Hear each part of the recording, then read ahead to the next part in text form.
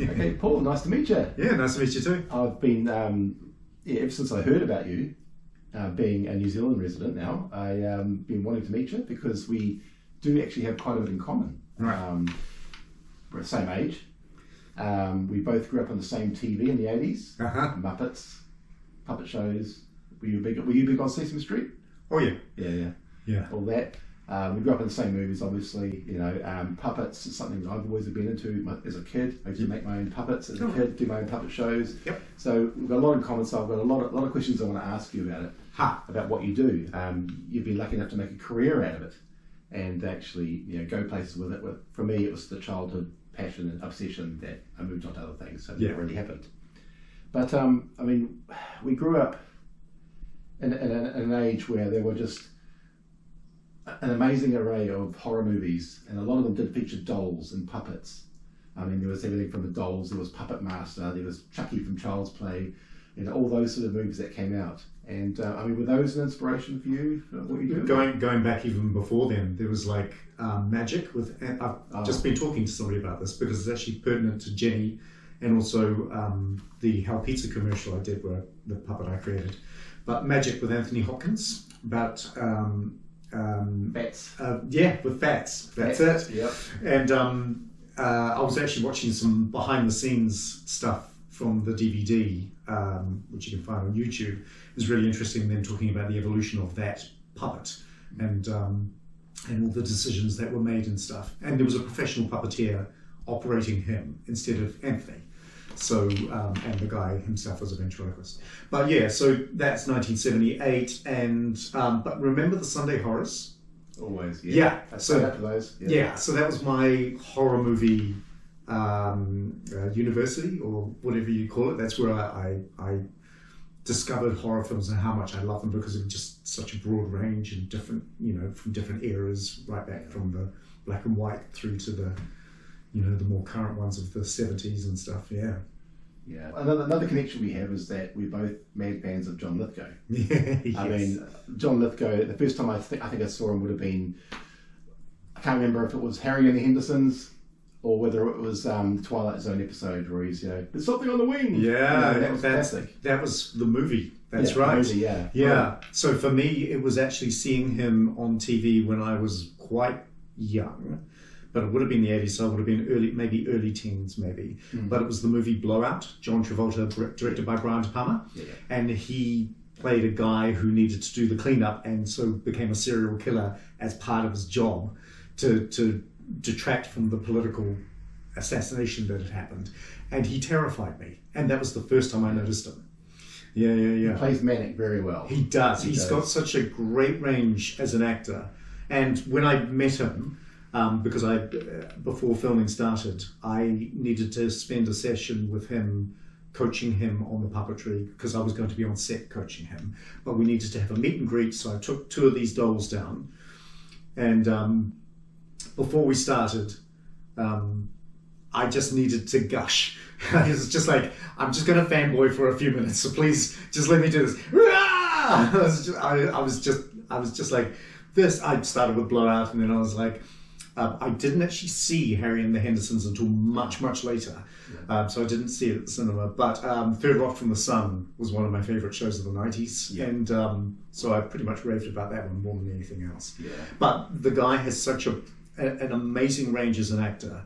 Like, he can do effortless comedy, slapstick as well. He's a very physical performer. But he can also just be really, really still and completely menacing and terrifying. And there's not many actors who can do that well. Yeah. And so I was gushing about that, and he kindly indulged me, and then we got on with working. Did you meet Jeffrey Rush as well? Yeah. I worked with him, but not as much as John. Yeah. Oh. I got to have a chat with Jeffrey a few times when we were just waiting for setups and stuff. And so he's really cool. And I got to speak to him briefly at the premiere on Thursday last week when I was down then. Oh, that's great. No, because I saw the trailer for the new movie, The Rule of Jenny Penn, and I got all excited about it. I thought, a John Lithgow movie, yes. Oh, there's a doll in it, there's a puppet in it, yes. Oh, 2 things I like, it's great. And then I was introduced to you through that, and I was like, oh my god. And then I started researching you, and I found out we have so much in common. This is weird. This is great. I've got to meet this guy. I've got to meet him. Awesome. So it's just awesome. It's just all come together very nicely for me, actually. So thank you very much. Oh, you're welcome. Yeah, I mean the story, The Rule of Jenny Penn. It was a short story by a Timaru writer, a short story by Owen Marshall. Do you know the backstory of how that all came about, from the short story to the film? Yeah, roughly I do. And funnily enough, because I was at the screening last night, the Auckland screening for cast and crew, and they also had Women in Film and Television panel afterwards. So the women who worked on the film who were here in Auckland were doing the Q&A, and one of them is the producer, Catherine Fitzgerald. She actually talked a bit about the process. So James optioned the story 10 years ago. He actually optioned 2 stories because the other one was Coming Home in the Dark, and he adapted that first, and that's the film that made his mark in the film industry, because he'd been an actor and he'd worked with a lot of actors and directors in this country and wanted to direct, and did a whole bunch of short films, and then Coming Home in the Dark was his first feature. So he adapted that screenplay with Eli Kent. Pretty sure it was Eli, because Eli is his collaborator, a writing collaborator. He certainly was on Jenny Penn. And so yeah, 10 years ago, and it took them a long time to kind of get it to the point of it being able to be up and running. And early on, when Catherine joined, she was like, so who do you see playing the leads? And James was like, John Lithgow and Geoffrey Rush. And she's like, okay, all right. So we have a very high bar to jump over. And but they nailed down the script. They got it really, really tight, and they sent it. They sent it to people who sent it to John, and John loved it. He responded to it, and he was really, really keen. And Geoffrey was the same, but John came on board first, and then a very tight window of opportunity came in 2023 with the strikes that were going on, and they were able to film. So it all came together sort of in a rush. Yeah. Wow. Okay. And I was brought on board. I had a conversation very, very early in 2023 about this. My friend Michelle Poe, who's a writer, she had written and produced a couple of short films and one of them had that puppet there that I built puppets for. And so she's friends with Catherine Fitzgerald, who's also producing a screenplay she's written. And so Michelle said, I've set you up for a Zoom for a movie. They need puppets. I'm not going to tell you anything about it. So I had no idea. She said, all I'm going to tell you is that James Ashcroft is the director. So I was like, okay. So I researched him and was like, I better watch his movie. So I watched Coming Home in the Dark, and it's a thriller, right? So it starts off as a family. Have you seen it? No. Right. So it starts off, I won't give anything away, but it starts off with a family. They're out in a rural part of New Zealand. They're just having a nice time, and then they run into 2 very dodgy guys. And it's like, oh, okay, so these guys are really I'm watching and I'm like, these guys are really menacing. Okay, so it's going to be how the family gets out of this situation. And I won't say what it is, but at the 15-minute mark, there is a major turning point that made me go, oh, I did not expect that to happen at all. You have my attention. I'm watching the rest of this film, because he went down a route that was completely unexpected. It was like, okay, all gloves are off as far as how this movie could resolve. And so I was really, really keen to meet him. And then when we had the Zoom, he's like, yeah, so we've got John Lithgow and Geoffrey Rush starring in the movie. And I was like, wait, what? He's like, yeah, so you'd be making a puppet for John Lithgow to puppeteer. I was like, I'm where do I sign? I'm right on board right now. I mean, those are 2 actors that I would never ever think would be playing in a New Zealand film. No. And John did a New Zealand accent. He studied a New Zealand accent. Was that New Zealand? I saw the trailer. I thought, he's being an Australian. This is the thing. I mean, bless him. He tried. Yeah. He really, really tried. But everybody has sort of, even in reviews, they've mentioned that, he's not quite there. Yeah. But New Zealand, as Catherine was explaining last night, New Zealand accent is one of the hardest ones to do. And what she has found in her experience taking New Zealand movies overseas is that, particularly with American audiences, they want subtitles because they can't understand us. Yeah, that's right. Yeah. So, you listen to him, and every now and again, it's just like, oh yeah, you're getting that. But it's a bit trans-Tasman. I thought it was that Australian twang, and I thought, wow, he's doing it. John Lithgow is doing an Aussie accent. Kind of neat. It kind of suits him. So he's supposed to be a Kiwi, and Jeffrey is doing sort of a very RP, because he's very educated. So he's doing a very sort of RP Australian accent, so it doesn't really matter so much with him. So because he sounds very posh. He sounds like a posh Aussie. But yeah, New Zealand film, and John is playing a Kiwi. And the Jenny doll itself, that's meant to represent the dementia dolls, right? That they use in hospitals for dementia patients. Is that right? That's it. So did you base this on any dementia dolls in particular, or is it? Yeah, that's how we started. Was with the discussions. James, working with James was great because he really knows what he wants, and he was so good at being very, very clear with describing, instead of being just like, oh, just chuck me options. He was like, here's some reference material. I like this. I like this. I like this. See what you come up with. But at first, I started off just literally translating it as a dementia doll. I looked at dementia dolls. I was like, oh yeah, I'll sculpt that. So I sculpted something that was kind of realistic. Proportionately. Yeah. And built and had in the back of my mind, it's only the head and the arms that are important, because the rest of it's going to be a soft body. Yeah. So everything was proportionate, and she was a little bit older looking than a baby. She looked like she was about a year or so old, or 18 months old. And then James was like, okay, that's a really good start. He said, but it's too realistic. He said, I don't want realistic. Yeah. So let's start looking at how we can push that, but without going into, oh, it's a scary doll puppet territory. He said, I don't want it to be that obvious. He didn't want it to be distracting. So so there were all these different sort of Cupid doll references from America that he gave me, like her bulbous forehead, for instance, and just the smile. So little things that are not quite proportioned. The cheeks are really, really chubby. He wanted really, really chubby cheeks, and every time I thought I'd made them too big, he was like, no, go bigger. So we went bigger with that. And he loved the idea that the sculpture had got worn down at the back, so she's bald. So she's got sculpted hair around the fringe like Friar Tuck, but it's all bald at the back and smooth. Because, Dave Creeley-John's character has had her for many, many, many years and just worn her out. And so with the arms, once we settled on the head, the arms I'd already sculpted, and they were proper arms. And James was like, I'd like to chop them down. And I was a bit concerned about that, because I was like, but it was the right call to make, because it made her so much easier to puppeteer for John.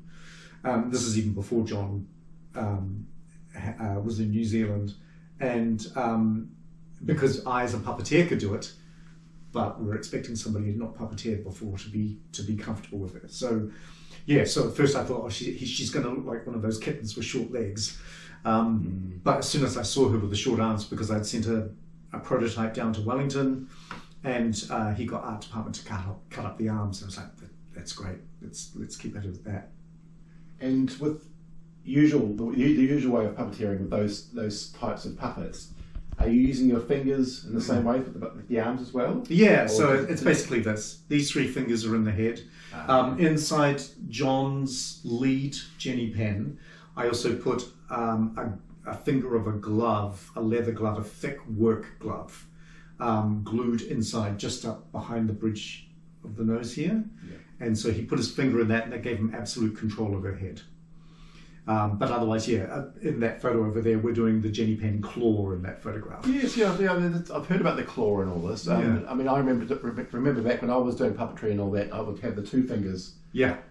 Where was it, like that? You have two fingers, and then you have the thumb and the small finger. That's it. And it's like this. And the original plan with her was that her head would be filled with polyfoam, which is it's a 2-part mixture. You pour it in, and it's basically expanding foam.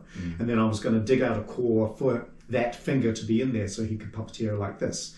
But once James saw, because I was on a Zoom with him, and I was like, isn't this cool how the light shines through the back? And and I didn't have the eye, because I actually made eyes for her. She had blue eyes, and you can see them in the film. And he's like, oh, that's really cool. And so we removed the idea of it being a solid head. So that light would shine. Particularly Matt Henley, the DOP, he was just like, oh, we can so use that. That'd be great. Yeah. I mean, for me personally, I appreciate more the simplicity of it all. Yeah. The fact that it's just a plastic doll. Yeah. And it hasn't been affected in any way with paint or anything to make it look scary. 100%. It hasn't got the additions, the little tricks that they use, the shading and the shadowing. 100%. It's pretty much just a doll. Yeah, James and I talked about, because like I said, originally she was going to have eyes, and I made these beautiful, realistic eyes for her.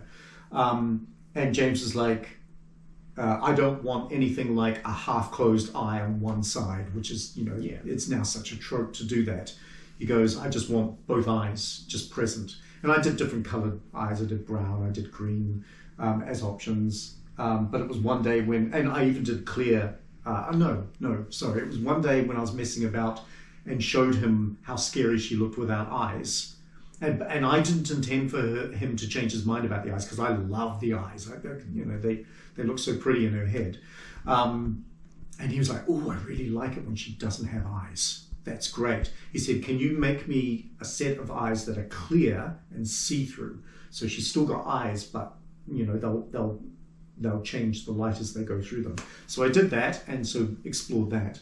But he was like, no, let's just do empty sockets. But it was when I was working with John, and John was looking at the puppet, and he's like, I don't like that she doesn't have eyes. He said, for me, I don't like that I can't look into her eyes.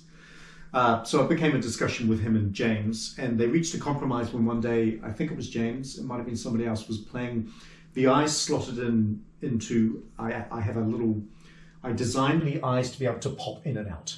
So you just press into the sockets and the eyes will pop out. They're on like a little piece of plastic that they bolt into, and then they just slot into a piece of plastic that's sticking out just right here. And so somebody was playing with that piece of plastic that held the eyes, but they'd taken off the eyes. And when they put it in and these 2 little pinpricks appeared, James was like, there it is. And John loved that as a compromise as well. So they both got what they wanted. Yeah. Yeah.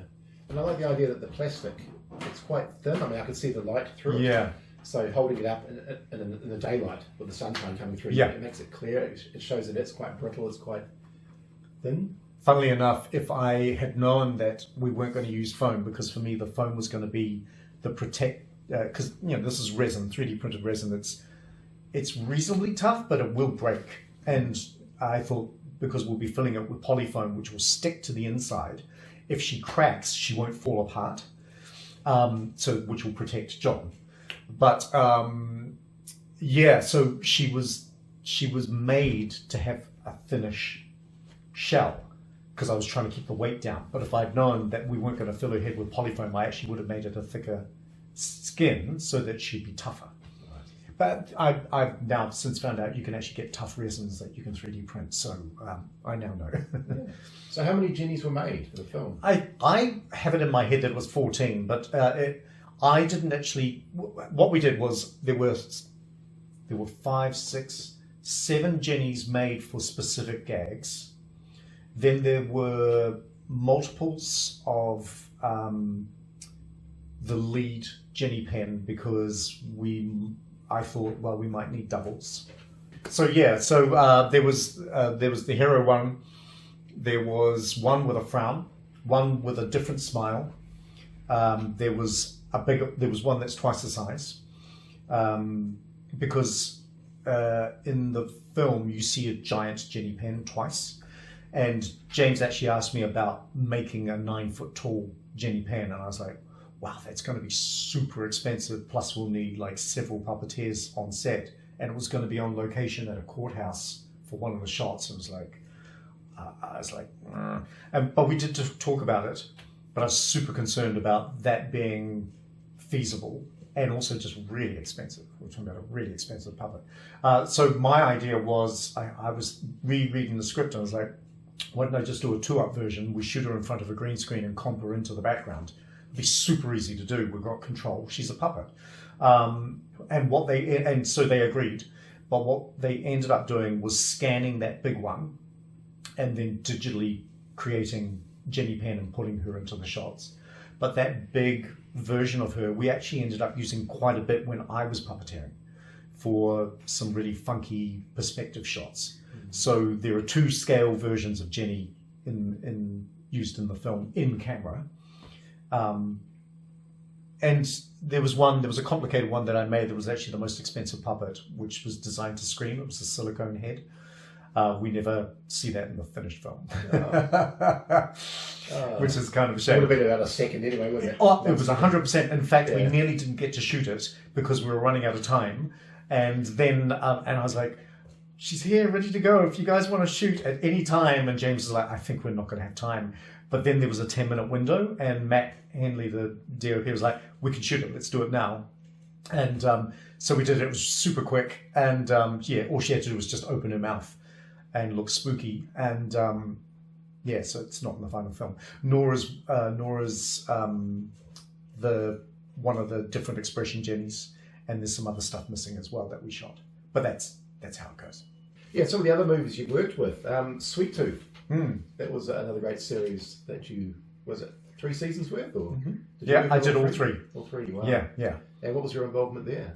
So I was originally brought on for season 1 by the producer Mel Turner. I worked with her on a children's TV show, which is where I started my puppetry career.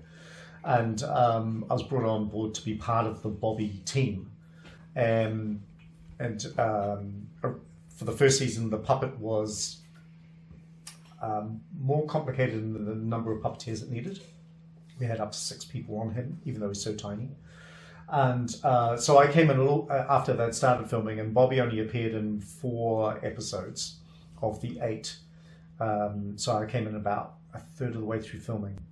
So I joined the team. One of the things I did was, and you can see an example there, is because I draw, they got me to do the storyboards for all of Bobby's scenes. So I did pages and pages of storyboards showing how we could perform the character. And what happened was, because I was the one on the team with experience as a performer, I started out as a singer-actor, and then turned to puppetry. And also because I was a character puppeteer, they saw that what I was doing meant that I had a handle on the performance side of things. So they started slowly handing me the reins to that. And then when it came time for season 2, I was given the lead puppeteering role for Bobby. And so, and it was great, even to the extent that in the lead up, in the months before season 2 started filming, I was able to have a conversation with Fractured Effects, who created Bobby and all the other makeups and stuff. Not all of them, but the lead ones. About the changes I would suggest to the Bobby puppet to make life easier for season 2. So I reduced down the number of physical puppeteers on set from 6 at times down to 2 of us, and 1 person doing the animatronics off set. So 3 of us puppeteering instead of 6. And it just made him more, because he had a huge presence in season 2, and so it just made him easier to work with. And we had things like a walking rig, and we had a walking rig, so I was able to, my movements would be able to make him walk around, and I can provide video to show you what I'm talking about. Brilliant. Yeah. And another one, Megan. Megan, Brilliant film. Yeah. Very unique, very different. Yeah. Very cool. Very groundbreaking, I think, wasn't it, really, for its... Well, it certainly wasn't expected to be the hit that it was. Yeah. I mean, I remember filming it and thinking, oh yeah, girls will cosplay as her, I'm sure, or hopefully, because she looks so cool. But I didn't really think, that it would be a smash hit. I thought it might be okay. So it wasn't until I saw a cut of the trailer when we were doing pickups a year after shooting the main footage, that I was like, oh my God, this could actually be really cool. The trailer looks great. And as an aside, Amy Donald, who played Megan, was the stunt Megan, and she did the famous dance and everything. We're actually friends. I'm friends of the family because she and I have co-performed 3 characters now. So we've done Megan, and on Sweet Tooth, she was Maya Monkey and a Wolf Boy in over 2 seasons. And so I puppeteered her tail as Maya Monkey. And then for the Wolf Boy, I puppeteered her head because it was a fully animatronic head. And so, yeah, so it's an unusual situation where, but I don't think there's anybody else who's done that in this country, let alone anywhere else, where you've got, you know, a puppeteer and a performer linked like that. Yeah. Awesome kid. So did you create part of Megan, or were you operating Megan? I was just a puppeteer. Yeah. So I was a physical puppeteer working on set. I was the only puppeteer who actually was on set with the puppet. We had our PA for the puppeteering team, Craig. He was roped in every now and again to assist me. He might hold an arm or move an arm or something like that. But for the most part, it was just me. They didn't have the budget to paint me out, so I had to hide myself behind her, or if I was able to, I'd be under her, but it was actually harder to puppeteer her while lying down, and it was actually easier whilst sitting up. Yeah. It's brilliant. Also, Minecraft was one. I haven't seen Minecraft, but... and I can't talk about Minecraft yet. No, I can't talk about Minecraft, but once it's out, I can. But you did some work on there anyway. Sorry? You did some work on that one. I did. I mean, all I can say is that I performed a character that worked opposite Jack Black. So I was acting out opposite Jack Black for most of my time on it. Jack Black and Daniel Brooks. And on a couple of scenes, Jason Momoa. Wow. So that's a few good names and movies to have in your CV, isn't it? Yeah, not bad. It's not a bad start. Yeah. And the doll we have over here, the Jenny doll, she was one of the ones that got broken. Yeah, so John broke this. There's a scene where he suffers an asthma attack. And so he's struggling to get back to his room, and he's just colliding with the walls, and it's really amazing to watch because he just throws himself into it, literally. So she got bashed against the wall, I think, and just slid open. But that's why I made so many of them. So they just picked up another one and handed it to me. Yeah. I just love the fact that you've got that one there that was actually handled by John Lithgow. Yeah. I mean, the plastic, I haven't touched it yet, but is it soft or is it hard? It's hard. So it would just crack. You can give it a good bash. I mean, like, I could drop it on the floor and it might not crack, but then I might drop it again and it'll land on a different angle and crack.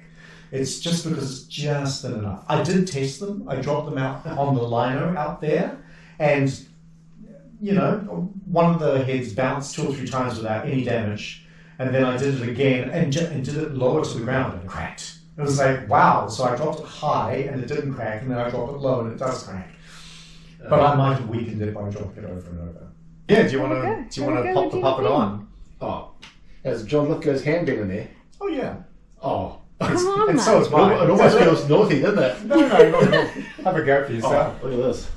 The reason that 3 fingers go in there is you'll feel it's because there's so much space you can't actually just operate with 1 finger or 2 fingers in the head. So put your pinky in the right hand and your thumb in the left hand, and then the other 3 fingers inside the head. And you can put your middle finger just in the gap between the nose and the mouth. Yeah. And where's your thumb? Oh yeah, there's my thumb. There you go. There you go. There you go. Feels good. That's awesome. So yeah. And they use that sound to good effect in the film. They have that knock knock sound used a couple of times. Wow. It's all patterned inside. Yeah, so I created a pattern based upon a real doll's body. I just took a shot and then just made it rough and then one of the art department painters did the weathering on the costume, so that helped save me a job because I was working little legs there. Yeah, so we talked about legs at one point, and then it was decided no, but I made the costume, the body, so that legs could because they're cable tied on, so you could put cable ties through these and attach legs, so she's designed to look like the real thing. And the design idea was that John had just ripped her open at the bottom and pulled out her stuffing, and then vacated as much of the body as possible to put his hand in. Oh, that's good. And he was very quick at picking up the puppetry. There's a lot of space in here, though, isn't Yeah, there? huge amount of space. That's why you need to anchor your fingers inside the Yeah. front of her face. Front of the nose is all you And need. that's why I put the glove inside the head as well. There's like a little ledge just by the lip. Yeah, there. that's it. Like a little ledge. That's it. Yeah. And you can feel where the eyes connect. You can feel Yes. that part. So that's a separate part that's been glued in, so I can't show you the swap out eyes feature. Yeah. Because I've got the eyes actually just back Let's there. turn it around. Because Beauty. It's great. And so she's got a very simple paint job, like a little bit of rouge on the cheeks, a little bit of red in the mouth, and otherwise I just did a dirt wash and just did that several times, and it helped darken her skin, so it looks really nice on film, and just made her look filthy. It just looks aged. It's nice. Yeah, It hasn't been overdone. just subtle. Yeah, and same with the hands. Beautiful. Just enough in there, and so it was just washes, and then I just basically dried off, with a rag. Yeah. Just wiped most of it off. That's awesome. And one of the reasons, like the cable ties, made it useful, because the idea was that originally we might just make one body and then we'd be able to swap out the heads real fast. But it turned out to actually just be better to have multiples ready to go, so that no time was wasted. So each doll has its own little costume as So well. that each, Yeah. so there were like 14 bodies. That's very cool. Now, John Boy's had his hand in there. Wow, that's probably the closest I'm going to get to touching him. Yeah. I can take his DNA or whatever. You know. Yeah, exactly. Clone John. That's Yeah. brilliant. Thanks for that. Oh, you're welcome. Fantastic. So you were you spent a lot of time in the UK as an actor. Yeah, I spent 7 years there struggling to be an actor. And more often than not working as an actor. I did my first movie role there. It was tiny, nothing role. It was a featured extra in a movie called The Lovely with Kevin Kline about Cole Porter. So it was a musical. But otherwise, yeah, a little bit of fringe theatre, auditions in the West End, and a couple of recalls and musicals, but never actually getting booked. And kind of, I had a little bit of a half-hearted attitude to it. I think I was kind of running out of steam as an actor because the 90s had been really good. But then, I was getting into my 30s when we were in London and just not really feeling it so much anymore, I think. And it's a shame puppetry didn't come along then, because that would have been the perfect time for me to move on to puppetry. Wow. And as we're paranormal researchers here today, I would like to hear. I hear you have a few stories about, or you've heard the old story about one of the theatres you're in. Yeah, so I worked at the Theatre Royal Drury Lane for several years, and I worked as what they call a redcoat, but it's a VIP host, and essentially you wear red tailcoats, you're in evening wear, and you're essentially a butler looking after people who have paid for a package to be looked after when they come see a show. So you meet them at the door 45 minutes before the show, take them to one of the entertainment rooms and give them champagne and canapes and stuff, and then you take them to their seats, and at interval it's back to the room, and then afterwards it's coffee.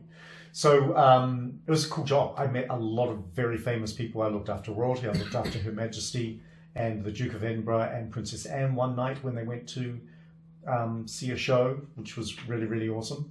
And so yeah, got really used to being around like amazing people. But that theatre has a huge history in terms of ghosts and things, going bump in the night. Yes, so the Theatre Royal Drury Lane is the oldest theatre in the West End, and there have been 4 on the site. So the current one is a couple of 100 years old, but the first one was the 1600s, and 2 of them burnt to the ground, 1 was demolished. And and the foundations of the very original theatre are actually there. You can actually see them if you go down into the bowels of the theatre. But they have it is also, I believe, the most haunted theatre and has the most famous ghosts. So there's like Dan Leno, who was a pantomime Dane, who was famous because he was incontinent, and to save his costume stinking of his incontinence, he would douse it with lavender. And so what they say is that if you're wandering around the theatre and you smell lavender, Dan Lee knows about. Another one was Grimaldi the Clown, who was the first famous clown, and in the UK. And apparently, if you slack off and you feel a kick in the butt, it's Grimaldi getting you to do your job properly. He'd Really? kick you. But the ghost stories that I have are nothing to do with any of the famous ghosts at all. Yeah.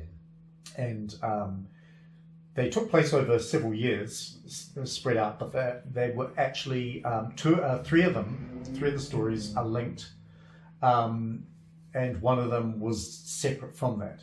The first story was it took place when one of the firemen who was stationed at the theatre, because they always have a fireman on site 24/7, and they do it in shifts, and one stays overnight by himself in the theatre. And he locks everything up, and he makes sure that all the exit doors are chained and nobody can get in. And he also makes sure that the whole building is clear, so that he is the only person in there. And I say he because I've never met a female fire person while I was there. And one night he was walking across the balcony level, and there's 4 levels to the theatre. It's very big, at 2,400 seater, so it's massive. And he was singing to himself, and then this voice called out very clearly, "Stop making that noise." And he was like, he just panicked because he knew he was the only person in the place. And I think it was a man who called out to him. I'm pretty sure it was a man. And he freaked out and handed in his notice and left. He didn't want to work there anymore. And one of the things, and I didn't mention this, Jen, was that when some reconstruction was being done on the current theatre, they would pull down one of the walls, and almost comically, they found a skeleton with a dagger in it. And a guy had been walled up at some point after being murdered. Probably a gambling debt or something like that, because they used a lot of sailors, to work in the venues. Yep. And they found this guy inside a wall with a dagger in him. I believe that's true. That might need fact checking. Yep. I'm hearing stories from people within the venue itself. But the other one was linked. The other 3 stories are linked by a similar occurrence in each one. And the first story that was again a fireman, a different fireman, I think about a couple of years later. He was doing his rounds, and he's walking down a corridor, and he sees a flash of movement, and he's like, "I just saw a little girl run by. That can't be right at all." So he carries on walking down the corridor, even though he knows he's going to come around the corner and there'll be no exit. There's nowhere for the kid to go. So he goes around the corner and there's no kid. And it's like, I saw a little girl, white dress, about 5 or 6 years old. And he told that story later. He's like, but he wasn't freaked out enough to quit. He was just like, that was so weird. And I remember him talking about it. And then sometime after that, there's tours that happen in the venue, because not just the ghosts, but also many, many famous people have had their works go on there or resided there. Playwrights who were playwrights in residence. So they do tours with actors playing characters from the history, playing the ghosts as well. And so one day the actors were taking a tour group of some senior citizens, all women, must have been a women's group, around, and then they would circle back to where they started in the foyer and have a Q&A. And so they were like, "Does anybody have any questions?" And one of the women said, "Yes. Who was the little girl who was following us around?" And another one said, "Yeah, you saw her too, right?" And they were like, the actors were like, "There shouldn't be any little girl in here," because it was in the morning and the theatre was not open to the public. These people were the only people from the public allowed in. There were no actors in, nobody was rehearsing, and there was no way a kid would be allowed to run around that venue. And so they were like, "What do you mean?" And one of the women said, "Yeah, she kept popping her head around the corner and laughing at us and then taking off." So she was seen by multiple people. And then the third one was one of those actors. He himself saw her. And underneath the stage of the Theatre Royal Drury Lane is all this Victorian machinery, because once upon a time they built hydraulic rams to raise and lower the stage for the sinking of the Titanic. There was a show where the Titanic sank, and they built a scale version of the boat, and then the stage was able to lower down and the boat would sink. And so there's all this machinery, there's all these gantries from Victorian times down there, but there's also the dressing tables where the actors store their costumes and put on their makeup, do their quick changes, because it's a good midway point in the venue. And so one of the actors, is always charged with laying out the costumes at the quick change points around the theatre. And this guy, on this day, he was down in around those dressing tables by himself, and he knew he was by himself because he arrived before everybody else. Only the stage door and a couple of other people in the building, maintenance. And the dressing tables were leftover set from the musical 42nd Street. So they've got the classic light bulbs around the edge, very theatrical.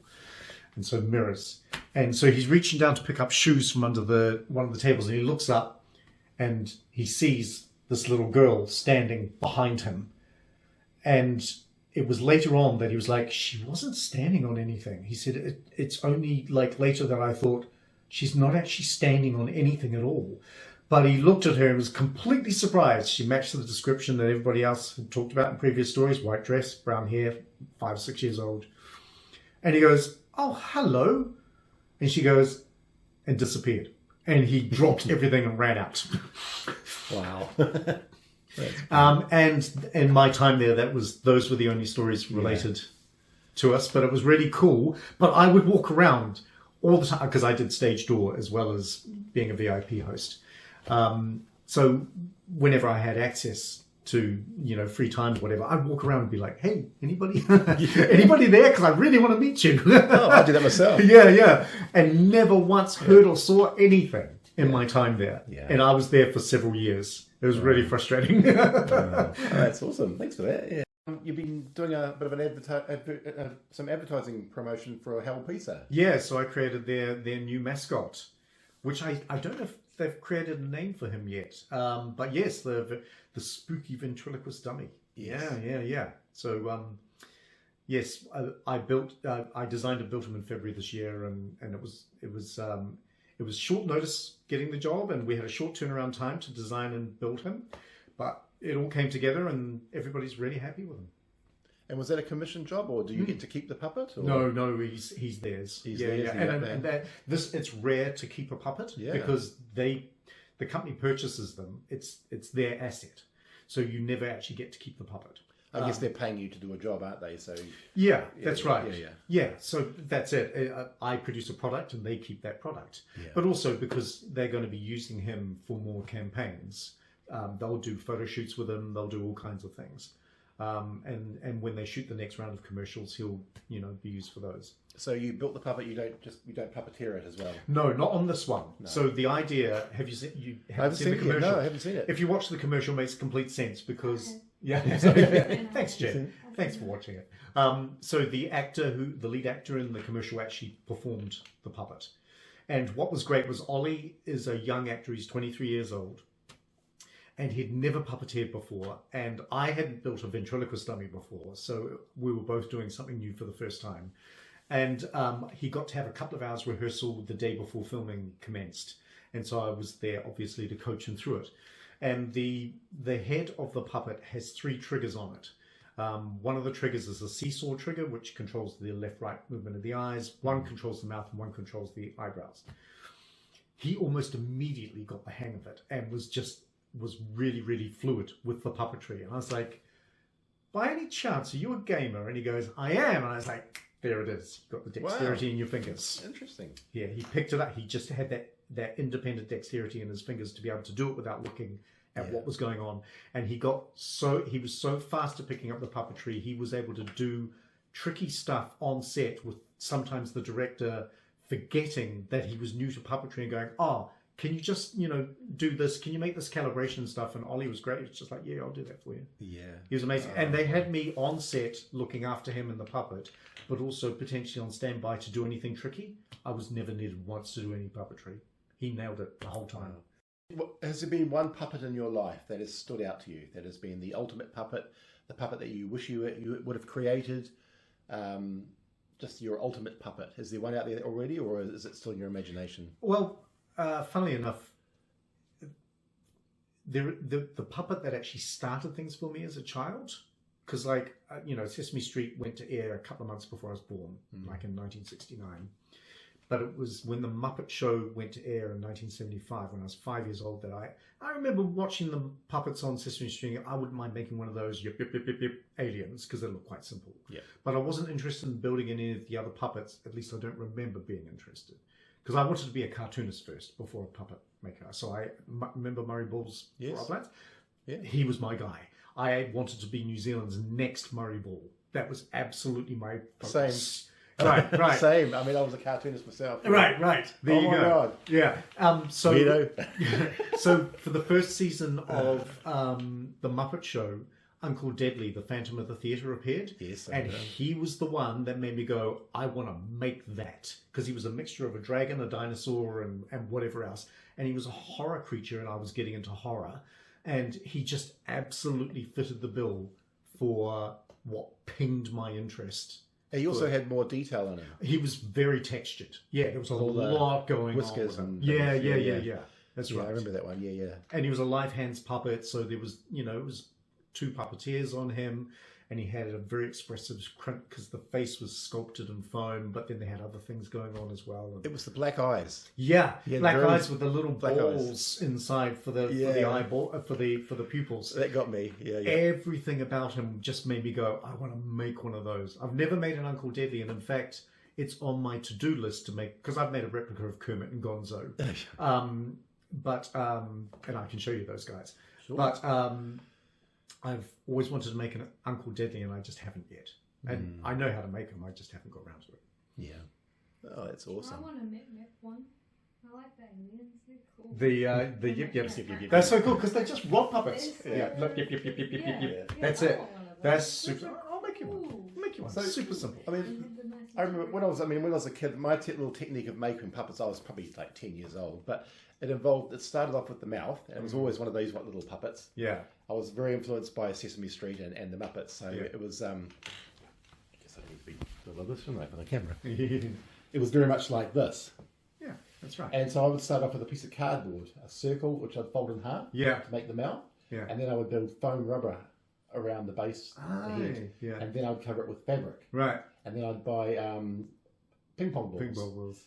Draw little eyes on them, very much like Kermit the Frog, and cut them in half and put them on each side. Yeah. And that was my puppet. And then I got into, I decided to put arms on it, so I did the old stick arms. Yeah. I took a lot of cues from the Muppet Show and Sesame Street, and it's just very inspirational and just, I mean, what's your approach? I mean, I guess these days it's more technology based in your design. Well, when I started out, I had nothing to tell me how Muppets were made.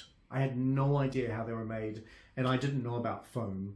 But what I did initially, what I did have was an aunt who taught me to sew, and she suggested that I get books out of the library on how to make soft toys and convert those into puppets. So that's what I started doing. Yeah. And then from there, I would design puppets and design patterns, and then start making my own patterns. And I would to make the shape of the head, would you use like K-pop and stuff like that, but I never used foam. But the same thing with the cardboard mouth and stuff. You started with cardboard. But it kind of evolved that way. And then I moved into, because I wanted to make monsters, I moved into sculpting in clay and making plaster of Paris molds and casting in latex rubber. And then right at the point of my teens where I was like, I really want to invest more time and energy and knowledge into this, I did a school show and discovered I could sing, and then became obsessed with singing, and that's it. Everything to do with art got put aside, and I focused entirely on acting and singing. And that was my life for the next 10, 15 years. Yeah. Well, it's a very varied life. It's very crazy career. Yeah. My first professional gig was with the New Zealand Opera Company. So I did several seasons in their ensemble. Yeah. And then Australian musicals that came here and a bunch of other stuff. Yeah. I still sing, but I don't sing professionally anymore. Really. And any ideas of moving back to the UK, or are you fixed here now? I'd rather stay here, but I have thrown my hat into the ring just recently for any work that might be coming up with one particular company over there. They did put a call out for puppeteers and makers.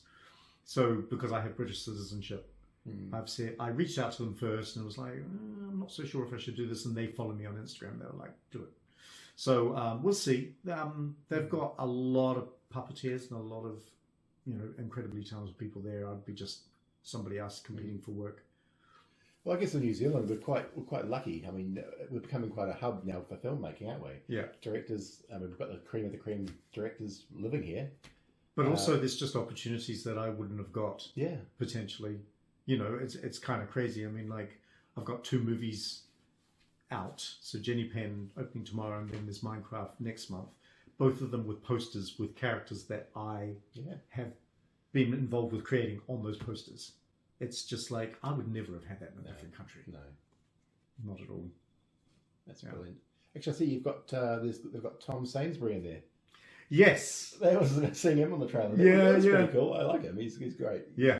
That'll be it. Thanks very much. Oh, you're welcome. My pleasure. I enjoyed it. It's Amazing. What a ride. It was very cool. Yeah. You're welcome.